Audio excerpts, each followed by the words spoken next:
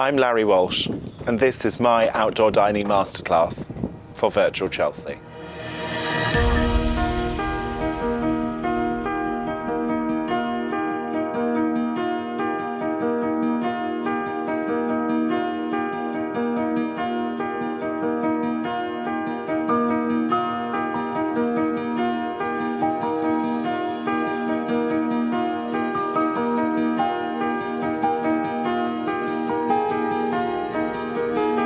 So to start, we're going to be making hand-tied designs. These are going to form the basis of our scenography as they run along the table. What we have here today are a really lovely selection of spring white blooms. Now, for your designs, you could pop down to your florist, or alternatively, you could just pop into the garden and pick from your favourites. So we'll run you through what we have. Here we've got fragrant sweet peas, followed by textural nigella, some gorgeous hellebores. We have lovely white peonies, spring white ranunculus, fragrant stocks, cow parsley from our walk this morning, and also some textural scabiosa seed pods, along with a little bit of astrantia.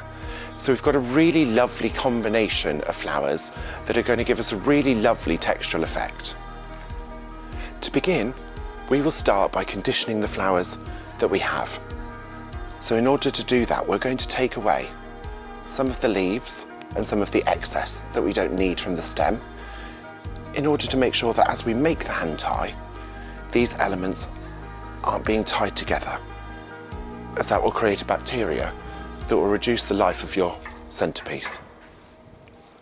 So simply taking away the little buds and the little leaves that we don't need, and then we'll leave the last quarter to a third at the top. With hellebores, we'll just very simply take away the odd leaf that we don't need, or any of the flowers that sit just too far down the stem.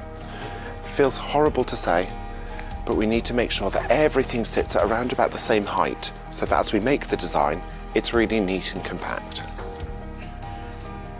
With blousy peonies, we'll simply take away the excess leaves on the stem, because the flower heads are just so beautiful that we'll be able to celebrate those on their own. So with ranunculus, we're going to take away the buds lower down the stem that we don't need. These would sit too low on the design, so won't be seen anyway. So simply take away by holding the stem securely,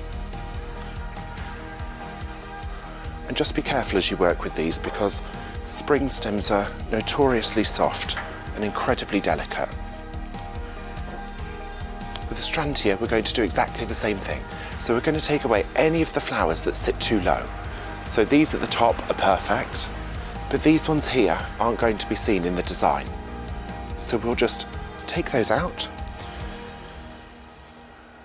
and make sure that everything else remains.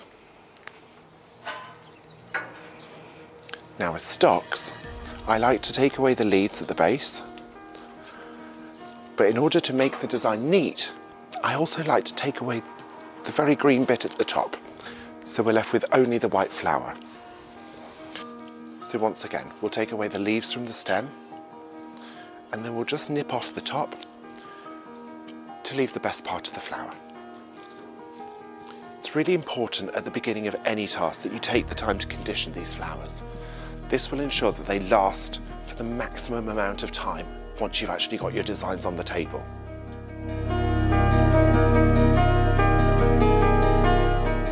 Now we're ready to get started. We're going to begin with our largest bloom, the peony, and we're going to place that in the middle of our design. We're then going to take one of our stocks, and using your left hand, you're going to place the stock over the peony stem at an angle. You'll then pinch that and twist,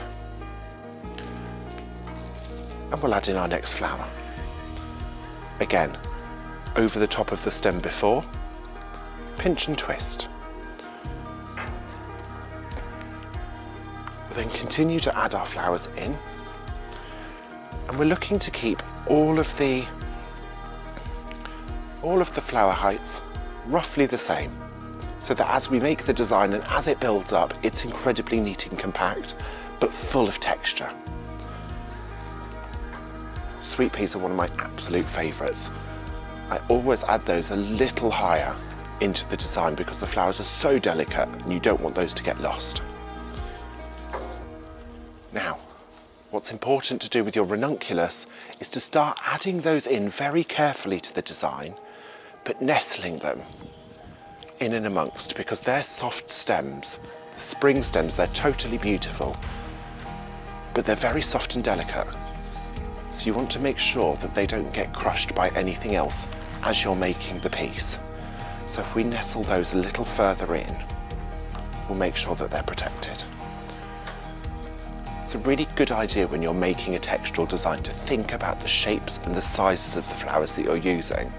It's really, really lovely, obviously, to get impact, to use some larger blooms, but you need to balance those against the small ones as well to make sure there's not too much of a difference, so that everything makes sense and it looks balanced at the end. So we'll add in our stocks, which give a little bit of volume. That's a little too high for me, so I'm just going to nip off the top,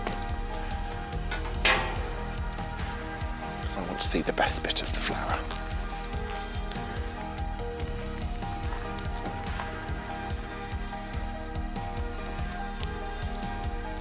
And then these Scabiosa seed pods I just absolutely adore. They're very small flowers, but they just give such a wonderful texture. And the best part about flowers for me is all of their different individual qualities coming together. That's what really makes it special. And as we're working, we're now starting to think about the shape that we're creating as we're slightly coming to the end. We've got a few more ingredients left, but now we're looking at the overall shape that we have, and we're starting to round that off so it looks neat and organised, but with lots of texture and movement. And last up, the sweet peas. So dance those around the edge. They've got these wonderful frilly little petals. And there's nothing nicer than plucking these from the garden and then popping them in a vase so you can enjoy them in the house.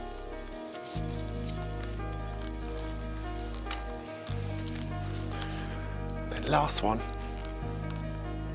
in just like that. Perfect. So, the only two pieces of equipment that you'll need today, scissors and some twine, which we've all got in the garden. Really nice and simple. Double up the twine, wrap it around the stems, and this is why you've protected those lovely soft spring stems, because you're now going to pull it nice and tight, lay him down,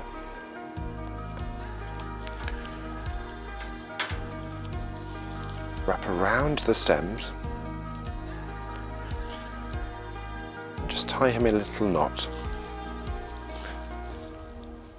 This will keep everything exactly where you want it.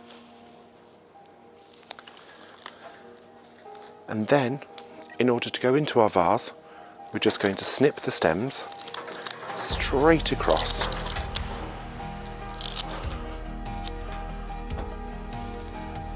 So that they're nice and flat.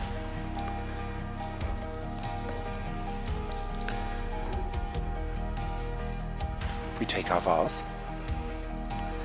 going to pop him in, check the height. I think we'll take a little more off. If you need to reduce the size again, just hold the design in your left hand.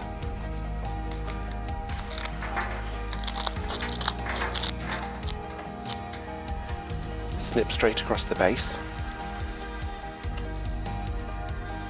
and pop into your vase. That's perfect.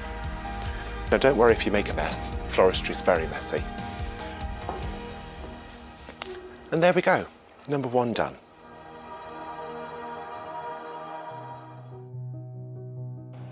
Next up, let's start adding a touch of height to the scenography.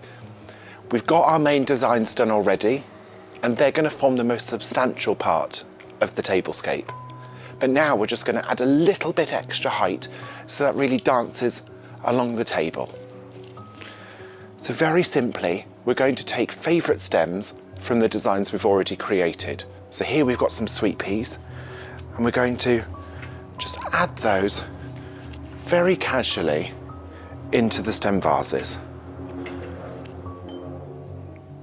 The lovely thing about this look is that you can do absolutely anything you'd like. You've got substantial low pieces created already, and then these stem vases are really just about adding a little bit of fun and whimsy as they go along the table.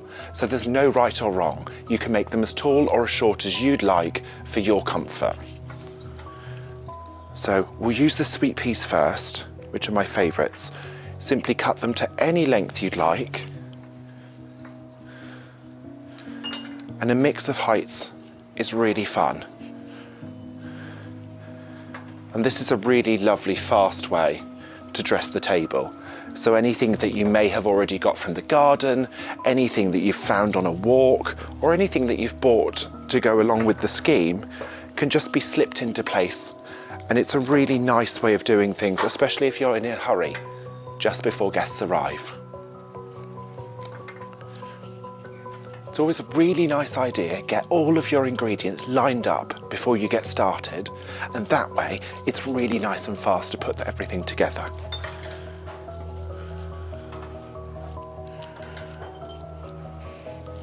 So add a few more touches of the extraordinaire in here.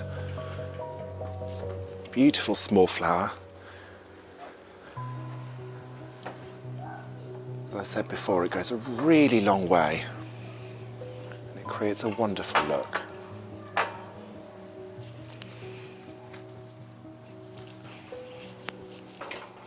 And there we have it, fast stem vases, ready to now start assembling the table.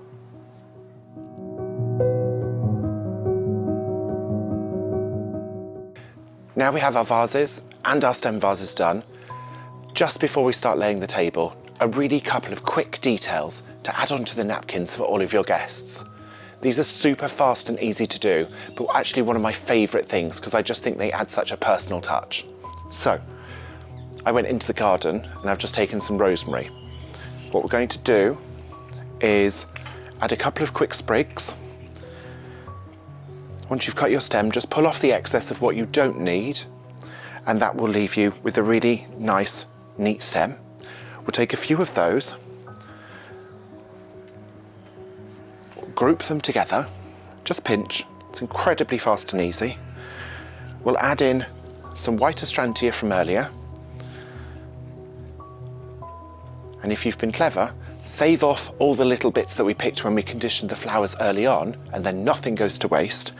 And I've just got a spare white ranunculus from our earlier designs, so I'm going to add that in too. Now, with a small piece of twine, wrapped very quickly around the base of the stem and then tied off in a knot, we have a tiny little nosegay that's perfect to go onto each napkin.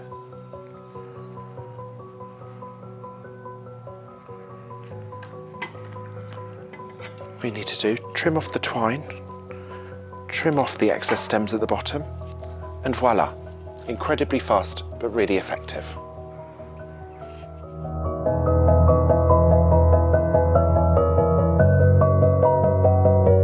Okay, so now that all of our vases, stem vases and napkin details are complete, it's time for us to start building this table.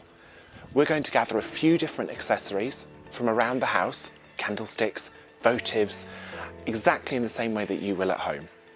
You can merge those in any which way that you please, but I'm just going to show you how easy it is to now start bringing all of these beautiful, sumptuous designs together.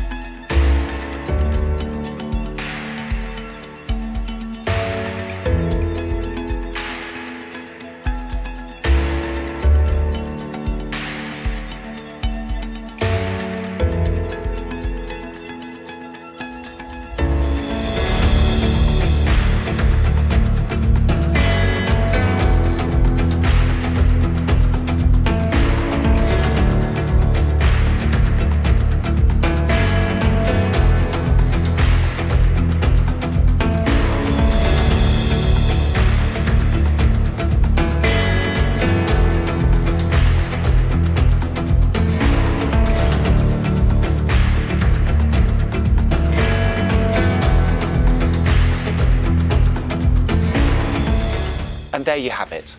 One outdoor tablescape, perfect for any celebration this summer. As you can see, you have got low designs running throughout. We've got taller elements, and then we've got our beautiful accessories that are dotted through to really bring this whole scheme to life.